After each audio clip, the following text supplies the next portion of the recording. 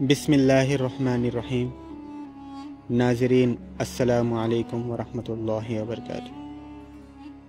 قرآن کریم میں حضرت یوسف علیہ السلام کے قصے کو احسن القصص یعنی بہترین قصہ کہا گیا ہے۔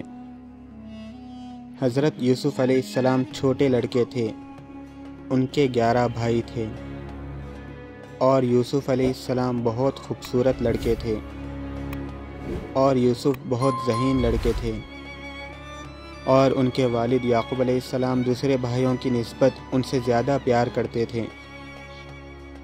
ایک رات یوسف علیہ السلام نے عجیب خواب دیکھا۔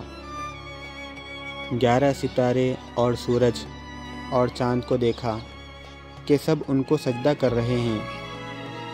ننھے یوسف بہت حیران ہوئے اور اس خواب کو نہ سمجھے کہ کس طرح ستارے، سورج اور چاند ایک آدمی کو سجدہ کرتے ہیں۔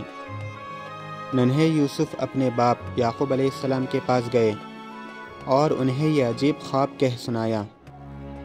کہا، اے ابا جی، بے شک میں نے 11 ستارے، سورج اور چاند کو دیکھا کہ وہ میرے لیے سجدہ کرنے والے ہیں، اور یعقوب نبی تھے۔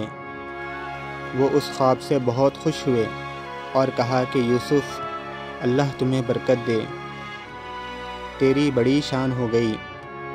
یہ خواب علم اور نبوت کی خوشخبری ہے، اور اللہ نے انعام کیا تمہارے دادا اسحاق پر، اور اللہ نے انعام کیا تمہارے دادا اسحاق علیہ السلام پر، اور اللہ نے انعام کیا تمہارے پردادا ابراہیم علیہ السلام پر، اور یقیناً وہ تم پر انعام کرے گا اور آل یعقوب پر بھی انعام کرے گا۔ اور یعقوب علیہ السلام بڑے بزرگ تھے اور لوگوں کی طبیعتوں سے خوب واقف تھے، اور وہ جانتے تھے کہ شیطان کیسے غالب آ جاتا ہے اور شیطان انسان کے ساتھ کیسا کھیلتا ہے۔